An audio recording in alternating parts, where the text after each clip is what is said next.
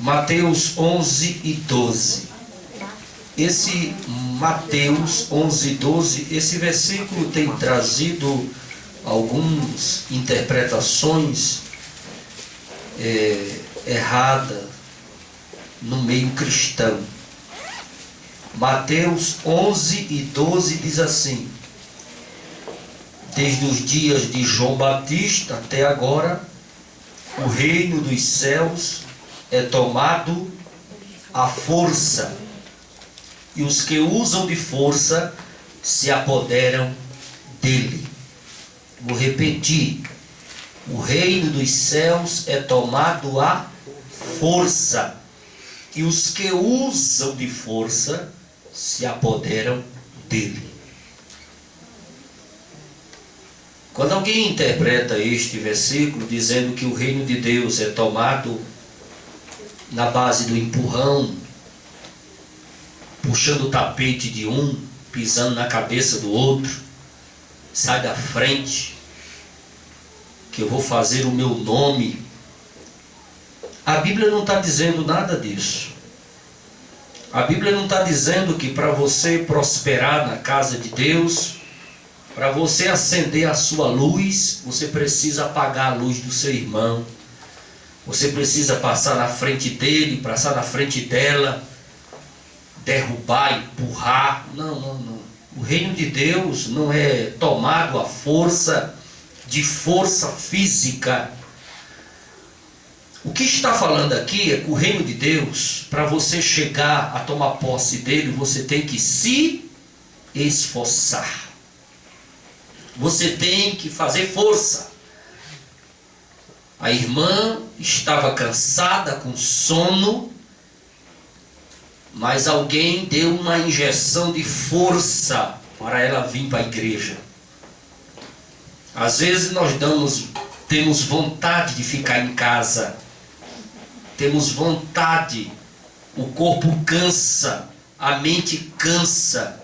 Hoje eu não vou à igreja, mas aí o Espírito Santo nos dá uma injeção de força, ânimo, e você levanta a cabeça e vem adorar o Senhor. E na maioria das vezes, quando chegamos à casa de Deus, arrastando os pés, Deus fala conosco. Deus abre uma porta para nós. Deus assina algo ao nosso favor. Deus declara alguma coisa para a nossa vida cristã prosperar e florescer.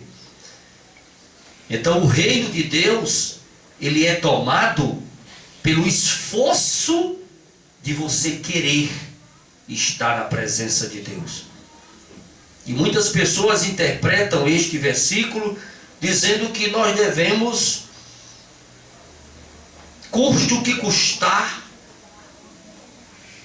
não importa o meio, o que vale é a finalidade. Eu vou conseguir o meu sucesso, custe o que custar. Eu vou pisar na cabeça de A, eu vou empurrar B, eu vou conseguir. O que importa é que eu vou conseguir. O reino de Deus é tomado à força. E quem estiver na minha frente, eu vou passar por cima como um rolo compressor. Está errado. O reino de Deus, a prioridade do reino de Deus é o amor. E no amor está o respeito, está a consideração, está o carinho. Não está... Ninguém, quem tem amor não pisa no próximo. Quem tem amor não empurra o seu próximo.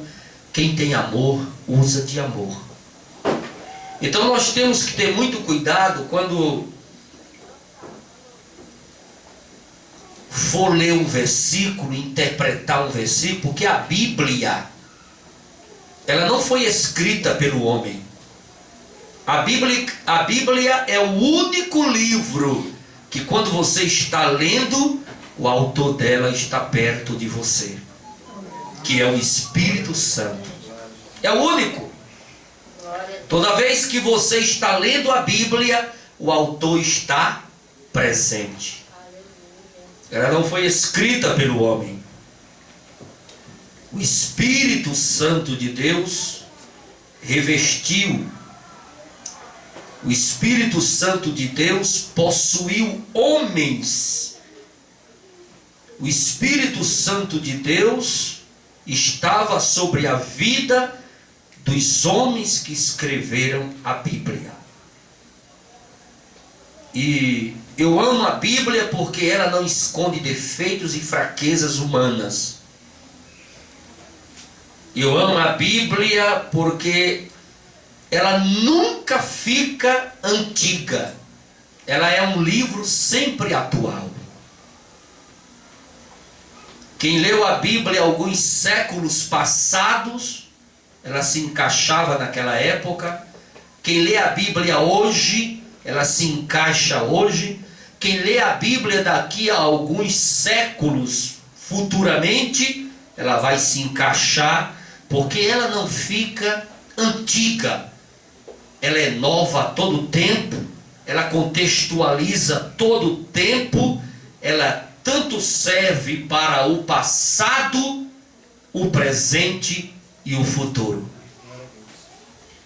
A Bíblia, ela é atual todo o tempo, e a sua mensagem é a mesma em todas as línguas. São 66 livros, escrito em um período de 16 séculos, escrita por 40 escritores de diversas nacionalidades e variada cultura. A Bíblia começa falando de Deus e termina no Apocalipse falando do homem. E no Novo Testamento nós encontramos apenas 26 capítulos que não se referem ao Antigo Testamento. Outros livros se esgotam com 2 ou 3 leituras. A Bíblia pode ler centenas e centenas de vezes. Ela sempre terá água jorrando para saciar a nossa sede. Agora, quem quer se aprofundar na Bíblia, se tornar um mestre da Bíblia, um doutor da Bíblia, cave pela madrugada, coloca uma picareta na mão, uma pá, um saco nas costas e cave. Tem lugar na Bíblia que você é só areia. Tem lugar na Bíblia que o barro é duro, o suor desce. Mas tem versículo e capítulo na Bíblia que, para se interpretar e entender e saber explicá-la expositivamente, ela dá na pedra, voa centelha, faísca. Você passa a noite toda cavando, não dá um palmo de profundidade.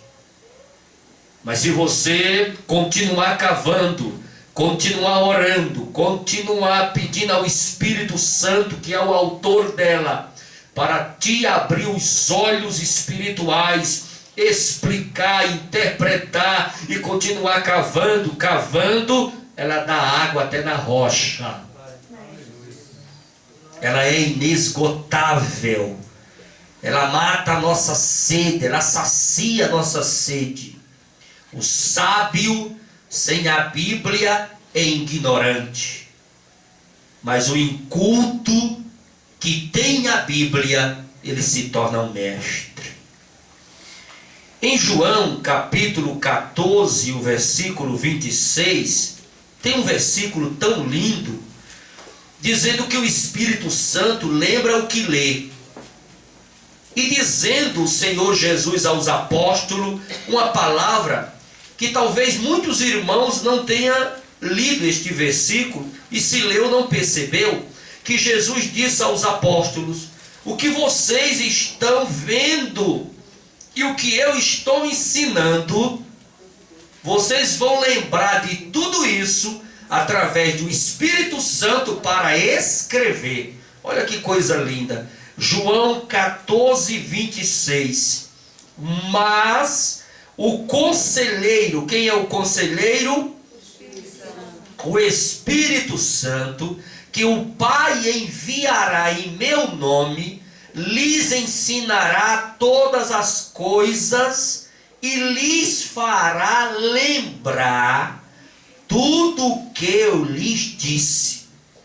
Aí você pensa, como é que Lucas, João, Mateus e Marcos escreveram tantas coisas acerca de Jesus? Como lembraram tudo isso?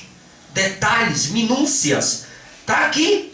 Jesus disse que o Espírito Santo lembraria aos seus apóstolos tudo aquilo que ele falou, tudo aquilo que ele ensinou, para ser escrito os livros da Bíblia.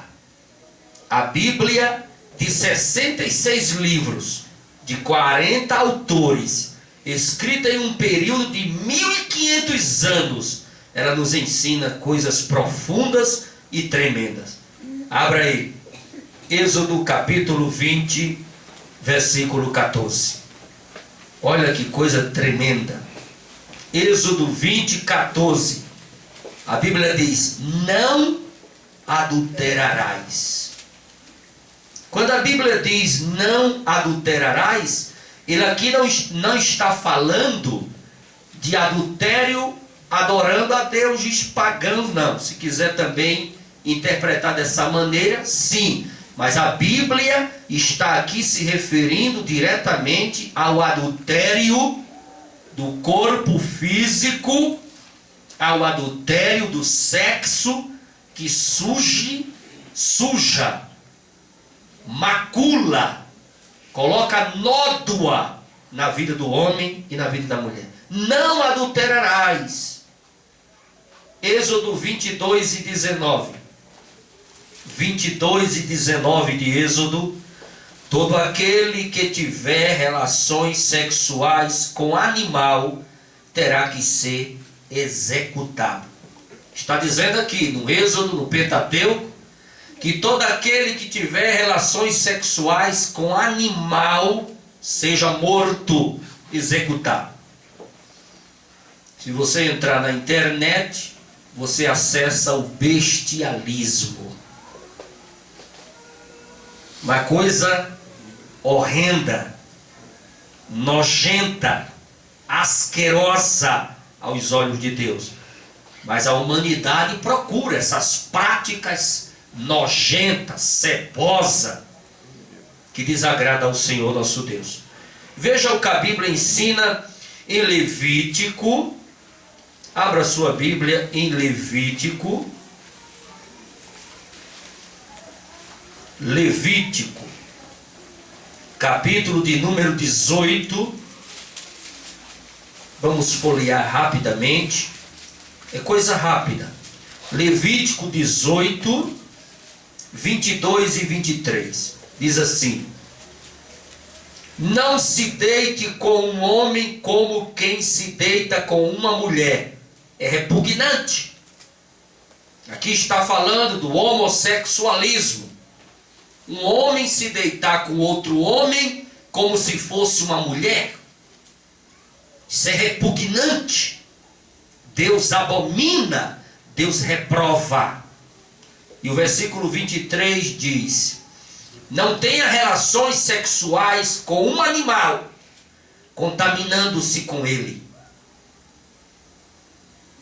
Você sabe que são dos animais que vem a maioria dessas doenças. Essas doenças venera, essas doenças contagiosas. Isso foram, nas pesquisas científicas, a origem, relações sexuais com animais. Mulher nenhuma se porá diante de um animal para juntar-se com ele. É depravação. Na Índia tem o caso, que muita gente comenta, de um homem que mora com uma macaca, né? E diz que a mulher incorporou nela. Essas coisas horríveis, que o diabo confunde, a coisa asquerosa. Levítico capítulo de número 20, versículo 10. Levítico 20 e 10. Diz assim: se um homem cometer adultério com a mulher de outro homem, com a mulher do seu próximo, tanto o adúltero quanto a adúltera terão que ser executados, mortos. Você veja que naquela passagem de Jesus, quando trouxeram a mulher adúltera para Jesus, dizendo: Senhor, apedreja ou não apedreja? Eles erraram muito, porque já que eles praticavam tanto a lei mosaica, eram tão zelosos da lei, a Bíblia diz aqui em Levítico capítulo 20, versículo 10, que eram para ter trazido os dois. Mas o machismo era tão, imperava tanto, pegaram o homem e deixaram para lá, e trouxeram a coitada da mulher para ser apedrejada. Cadê o homem? Ela não estava adulterando só. Se Jesus quisesse ali matar todo mundo de vergonha, que ele não fez isso, ele matou de vergonha de outra maneira. Ele escreveu, sentou e escreveu. Ele escreveu o quê? Alguns pregadores dizem que Jesus escreveu o quê? Os pecados ali das pessoas que estavam presentes com pedra na mão, pesquisando sobre essas pedras que eles apedrejavam, eram pedras de 500 gramas, pedras de 300 gramas, que batia, meu irmão. E à medida que ia jogando as pedras, ali mesmo a pessoa caía, ia se fazendo um montão de pedra, ali mesmo ficava sepultada. Uma coisa terrível. Mas como Bíblia não se lê, se pensa, eu acredito que Jesus, posso dar a minha opinião, isso é muito subjetivo, eu acredito que Jesus escreveu ali, dizendo para todos eles que eles não sabiam nem cumprir a lei. Quem sabe Jesus não escreveu ali, Levítico capítulo 20, versículo 10. Se um homem cometer adultério com a mulher de outro homem, com a mulher do seu próximo, tanto o adúltero quanto a adúltera terão que ser executados. Cadê o homem? Já que vocês entendem tanto de lei, cadê o homem? O homem não está. Se o homem não está, a mulher não pode ser julgada sozinha. Ninguém adultera sozinho. Quem sabe se Jesus não escreveu isso e saíram tudo com a cara mexendo, porque aquele que não tiver pecado seja o primeiro a tirar a pedra. E eles estavam pecando também perante a lei mosaica de trazer só a mulher e esquecer do homem, como a Bíblia manda trazer os dois. Pecaram também. Pecado de omissão, pecado de passar a mão na cabeça do adúltero e querer justiça só com um. Quem quer justiça só com um, tem 2 pesos, 2 medidas, e a balança não é fiel. Abra sua Bíblia em Deuteronômio capítulo 22 e o versículo 22. Estamos terminando. É só uma reflexão da Bíblia Sagrada, as Sagradas Escrituras. Deuteronômio 22 e 22. O que diz a palavra de Deus? Se um homem for surpreendido deitado com a mulher de outro, os dois terão que morrer. O homem e a mulher com quem se deitou. Elimine o mal do meio de Israel. Aqui também está falando do erro que eles praticaram de trazer sua mulher para ser apedrejada. Mateus capítulo 5. Vamos para o Novo Testamento.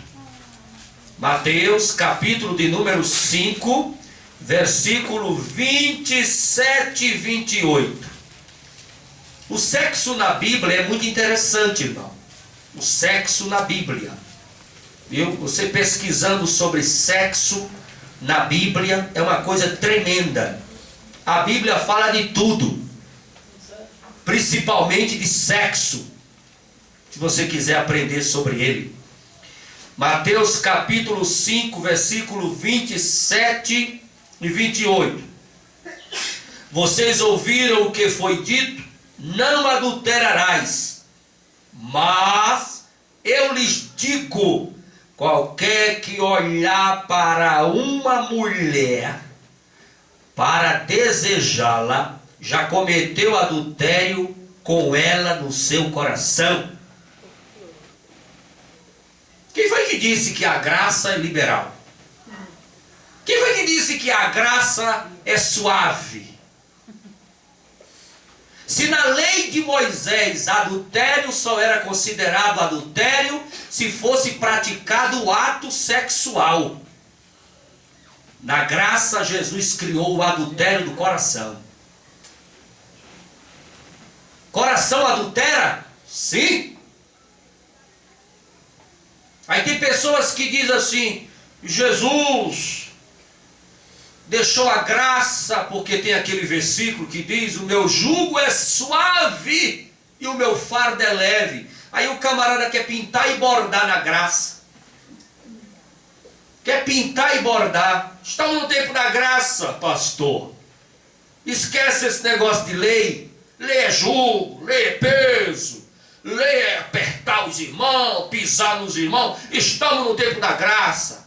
Na graça, meu irmão, é só tirar o pé no chão e fazer o que quer. Quem foi que disse? Se você analisar, a graça é mais arrochada do que a lei. A graça aperta mais do que a lei. Se na lei adulterar era o coito, na graça Jesus criou o adultério do coração. Se você pensar, imaginar, tá ali passando aquela mulher bem bonita na televisão, né?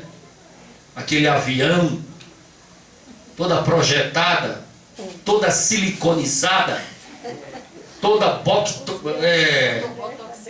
botoxicada, toda cada, e você fica ali olhando, pensando, maquinando, já adulterou. Já adulterou. A coisa é séria. Chegar no céu é difícil, né? Meu Jesus. 1 Coríntios, capítulo 6. Estamos terminando, irmão. É verdade. 1 Coríntios, capítulo 6, versículo 10 a 13. 1 Coríntios 6, 10 a 13.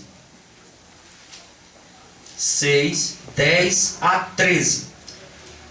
Diz assim: nem ladrões, nem avarentos, nem alcoólatras, nem caluniadores, nem trapaceiros herdarão o reino de Deus. Tem mais. Assim foram alguns de vocês, mas vocês foram lavados, foram santificados, foram justificados no nome do Senhor Jesus Cristo e no Espírito de nosso Deus. Versículo 12. Tudo me é permitido, mas nem tudo me convém.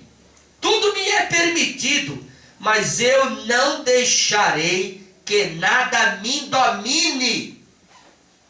Tem tanta gente deixando a internet dominar, o Facebook dominar, a televisão domina, a novela, manda na sua vida a novela. Ela manda tanto que você não arreda o pé de casa para ver o que ficou ali para acontecer. A Bíblia diz: nada me deixarei me dominar. Nada me domina. Quando você estiver desse jeito, como crente, que nada te domina, aí sim você está liberto em Cristo Jesus. Mas enquanto você tiver alguma coisa que domina, que prende, você precisa vir na segunda-feira, aonde o poço é fundo e a água é doce. Versículo 13. Os alimentos foram feitos para o estômago, e o estômago para os alimento, mas Deus destruirá ambos. O corpo, porém, não é para a imoralidade, mas para o Senhor, e o Senhor para o corpo. Aqui está dizendo que o alimento foi feito para o estômago. Aqui generaliza todos os alimentos, quebra todo aquele paradigma, aquelas leis, aquelas coisas sobre alimentos, que pode, que não pode. Aqui está dizendo que o alimento foi feito para o estômago. 1 Tessalonicenses 4, tem esse mais um e nós encerraremos. 1 Tessalonicenses 4, 3 a 5. 1 Tessalonicenses 4, 3 a 5. A vontade de Deus é que vocês sejam santificados, abstenham-se da imoralidade sexual.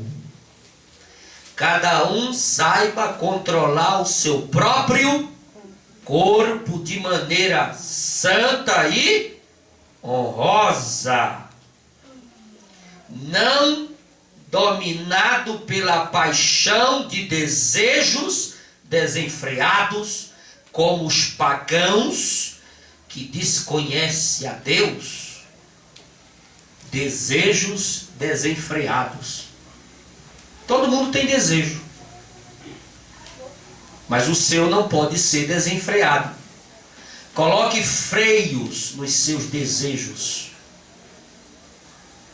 Por isso que filho ainda não tem maturidade. Quem coloca freio nos desejos dos filhos são os pais. Freios. Último, Apocalipse 21 e 8. Apocalipse 21 e 8. A Bíblia ensina tudo sobre o sexo. Tudo. Não lê quem não quer. Apocalipse 21 e 8. Mas os covardes, os incrédulos, os depravados, os assassinos, os que cometem imoralidade sexual, os que praticam feitiçaria, os idólatras e todos os mentirosos, o lugar deles será no lago de fogo que arde com enxofre. Essa é a segunda morte. Existe a primeira morte? Sim. Existe a segunda morte? Sim. A segunda morte existe também. O inferno existe? Existe. Não é mito. O inferno existe.